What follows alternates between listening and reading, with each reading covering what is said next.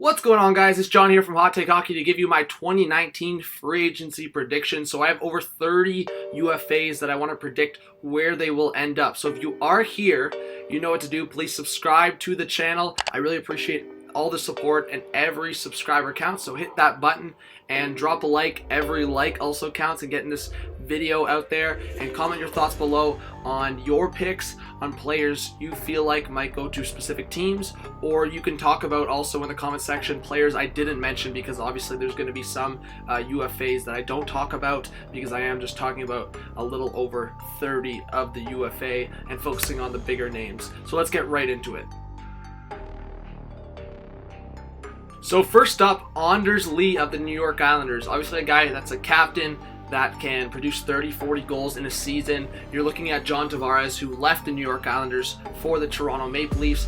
A captain, a player of 9 years. Obviously people call him a snake, call him a coward, but Anders Lee in a similar situation, but not at this certain magnitude. And I think for Anders Lee, he has some options. He's going to be talking to many different teams, and he could return to the New York Islanders, but I have him heading to the Chicago Blackhawks. I think the Blackhawks have a little bit of a hole on the left side. Brandon Saad hasn't worked out to the full extent, and there has been some trade rumors around Saad.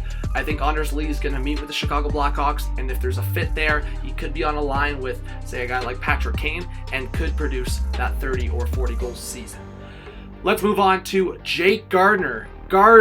Such an adventure with Jake Gardiner with the Toronto Maple Leafs. We're talking about 2013, 2018, 2019. There's been some struggles with Jake Gardiner and the Toronto Maple Leafs. A lot of fans love him, a lot of fans hate him. But you know what? I think Jake Gardiner's going to go home. I think he's going to go where he's comfortable. I think he will go to the Minnesota Wild. I think the Wild don't really have a huge need on the back end, but for a guy like Jake Gardiner, when he comes around in free agency, it's more of where he wants versus where other teams want him. And I think with Jake Gardiner, if he wants to go home, he will go home, and I think he's going to sign anywhere from $6 to $7 million, and I think the Minnesota Wild are going to do whatever they can to snag him out of free agency. Let's move on to Robin Lehner.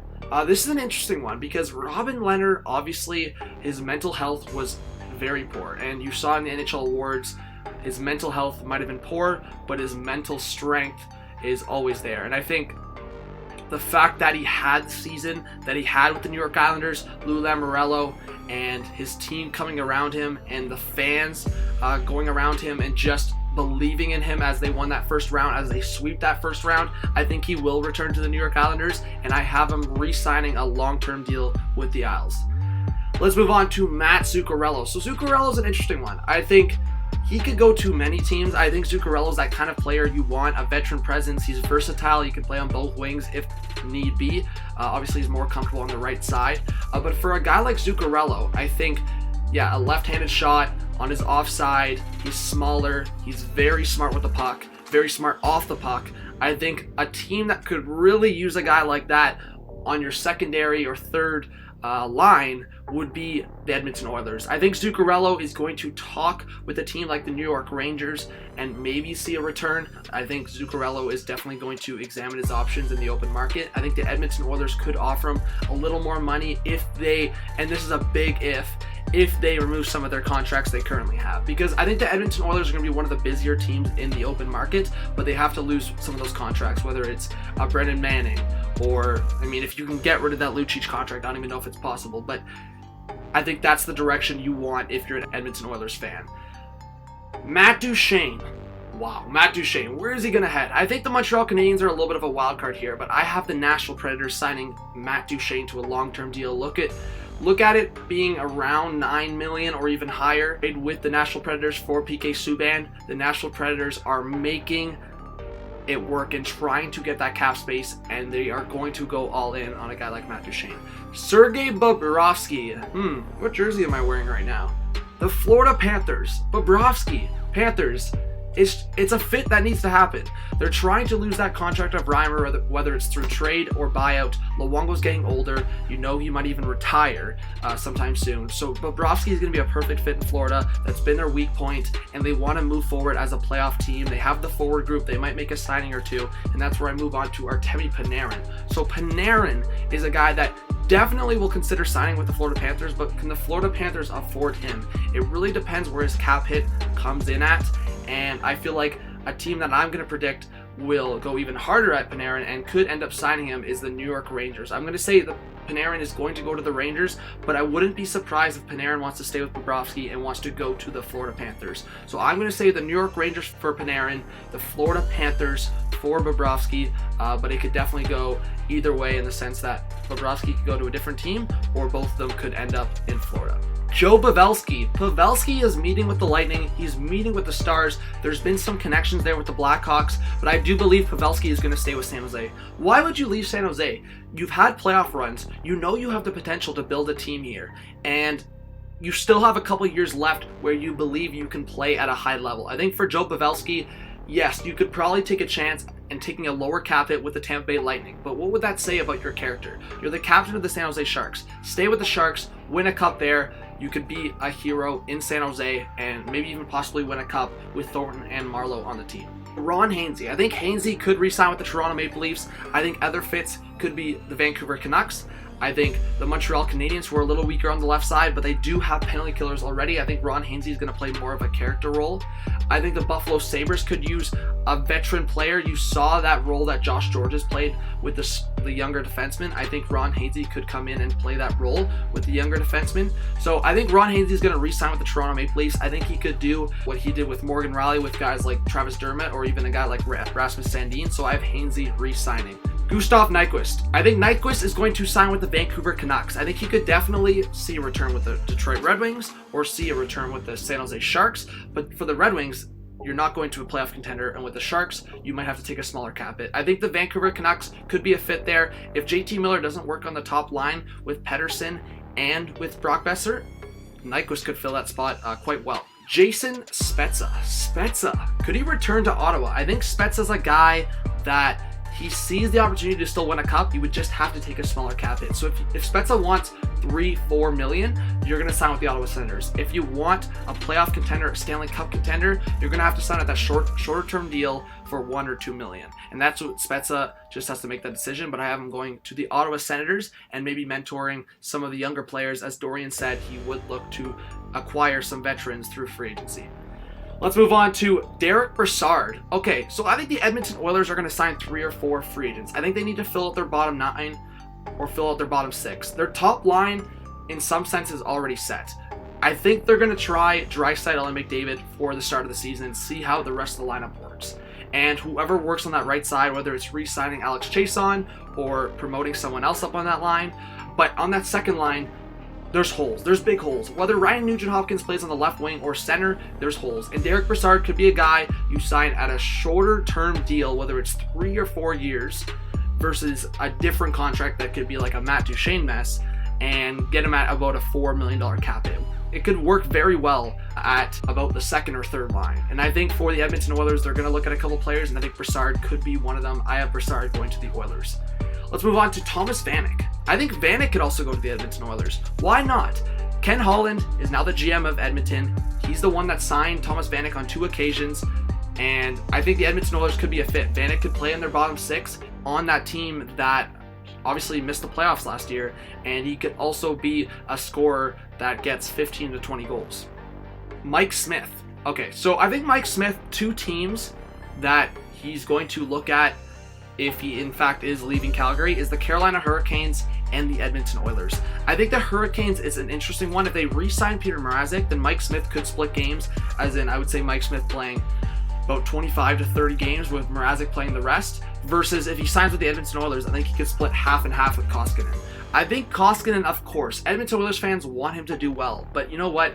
He's still struggling. You saw his struggles with his glove hand. I think Koskinen still needs to learn the North American game, and I think for a guy like Mike Smith who has that experience, could come in and split the games or at least play 30. Ryan Dzingel. I think Dzingel could sign with the Edmonton Oilers, whether it's in a second or third line role. He's a guy that was a healthy scratch for some points of the playoff run for the Blue Jackets, and I think that could actually positively affect the Edmonton Oilers in signing him and getting him at a lower cap hit. The Colorado Avalanche could sign Brett Conley. I think the Avalanche are going to need some more depth in their forward group. Brett Conley is a guy that can score 10-15 goals. I don't think the Washington Capitals will be able to sign him, and I think the Avalanche will look at a guy like Conley. Brian Boyle. I think Boyle could see a reunion with the New York Rangers. They have a lot of younger pieces in. and the Rangers are going to need a veteran guy in their bottom six. Brian Boyle could fit that mold, and I believe the Rangers are going to be back in the playoff conversation sooner rather than later. Marcus Johansson. I think Johansson, we're going to see a return to the Washington Capitals. Johansson's a guy that can play up and down the lineup. I think the Washington Capitals might need that in their pursuit of getting back into that conversation of being the Stanley Cup champion. And I think they've had some issues with Burakovsky. They might lose a guy like Brett Conley in free agency. I think Johansson could be that fit, and he might have to take a smaller cap hit, but I think he would love a return to Washington. Brandon Tanev. I think the San Jose Sharks are losing a lot of their depth in free agency or just needing to trade some of their pieces away. And I think Brandon Tanev's that smaller, feisty player. I think he could fit really well with the Sharks. Peter Mrazek. I think Mrazek's going to re-sign with the Hurricanes. I think he fit really well there. He was a good story as well. And I think Mrazek is a guy that you want that starting role. You're not going to get that with a few other teams. And I think Mrazek is, for his best interest, is going to want to re-sign with the Carolina Hurricanes. Patrick Maroon, this one's an easy one. He's going to re-sign with the St. Louis Blues. It's that easy. The Blues saw the fit that Maroon had. It might be a smaller term deal, but Maroon was huge in the playoffs. That would be completely disrespectful for Doug Armstrong not to pay attention to that. Maroon played a huge role, and I think he's going to sign, whether it's a 3, 4, 5-year deal. I think he's going to re-sign and still play on a line with Bozak and maybe a Robert Thomas going into the future. Semyon Varlamov. I think Varlamov could sign with the Columbus Blue Jackets. The Blue Jackets are going to need a guy with Korpisalo. Bobrovsky's most likely going to leave, and Varlamov has starting experience. Varlamov could come in, play 50. Korpisalo could play the rest. I think Varlamov could be a good fit with the Columbus Blue Jackets. Anton Strawman. I think Strawman could return to the Tampa Bay Lightning, but I have him going to the Dallas Stars. I think the Stars could use some veteran leadership. Strawman could partner with a guy like Miro Heiskanen. I like the fit, and I think Strawman could be a guy that could fill the top 4 for the Dallas Stars. I think Joe Thornton will return to the San Jose Sharks. I think it's just not even a question at this point. You've spent this amount of time in your career with a certain team, and the San Jose Sharks, in my opinion, are just one more piece away from winning the Stanley Cup. I think Joe Thornton will stay with the Sharks, and I think he'll stay in that third line role. Another guy that's going to stay with his team, Justin Williams. I think Justin Williams is going to re-sign with the Carolina Hurricanes. He's the captain. He's a guy that can lead the Hurricanes back into the playoffs. And I think, again, the Hurricanes just need a few more pieces, and they'll go even further into the playoffs. And when I say further into the playoffs, I mean the Stanley Cup. Some rapid fire here. I think the Toronto Maple Leafs could sign Keith Kincaid. Garrett Sparks has not worked out as a backup. Kincaid has started with the New Jersey Devils, and I think he could come in, play at least 20 games with the Toronto Maple Leafs, maybe even more, and take a little bit of the load off of Frederik Andersen. They're losing Semyon Varlamov out of free agency, and I think the Avalanche could look at signing Brian Elliott. He's a veteran. He could play, again, 20, 30 games if need be. Obviously, they have the trust in Grubauer, but they're going to need a veteran backup goalie, and Elliott could fit that mold. Wayne Simmons. I believe Wayne Simmons, his type of game, entering into his 30s, I think could sign with the Boston Bruins. It's not sure if they're going to re-sign Marcus Johansson. They need a guy on that third line or even up into the second line. I think Wayne Simmons could fit that mold, and they're going to try to get rid of that David Backes contract. Michael Ferland. I think this one is difficult to predict. I think he could go to many teams. I have him going to the New York Islanders. I think Ferland could be a fit with the Islanders. They're weaker on the left side, and I think if you're looking at the fact that Anders Lee could leave, Michael Ferland could be that bigger body who could find a fit with the New York Islanders, possibly on a line like Matthew Barzal, Josh Bailey. So I think Ferland could be that fit on that left side. I wonder what his cap hit comes in at. I think it's going to come in anywhere around $4 to $5 million, which to some teams might be a lot for a guy that in most scenarios would be like a third line role. So I think Ferland's going to go to the New York Islanders. He could go to many teams. I think the Boston Bruins are going to talk to him. I think the Montreal Canadiens are going to talk to him. I think the Vancouver Canucks are going to talk to him, but I have him going to the Islanders. Let's move on to Tyler Myers. Speaking of the Vancouver Canucks, I think Tyler Myers in the Vancouver Canucks could be a fit here. I also think Tyler Myers could go back to Winnipeg. After losing Jacob Trouba, the Jets, Cheveldayoff will have conversations with Myers, but I have the Vancouver Canucks as favorites. I think he could partner with a guy like Edler. I think he could partner with a guy like Quinn Hughes. As long as you're not overusing Tyler Myers, I think he could find a good fit with the Vancouver Canucks. It also depends on the cap hit. I think it might end up being over $6 million for Myers. So that's it for this video. Hopefully you enjoyed it. I went through quite a few players, quite a few teams. If I didn't talk about a team that you're a fan of, let me know in the comment section. I could let you know a couple players I feel like they could sign out of free agency. Again, I was trying to focus on the bigger names. Maybe I make another video on the smaller names. Let me know in the comment section. But this was John from Hot Take Hockey. Hopefully you subscribe. We want to keep growing this channel. Drop a like. Every like counts. And like I said, comment your thoughts. I'll get back to you. Have a good one. Peace out.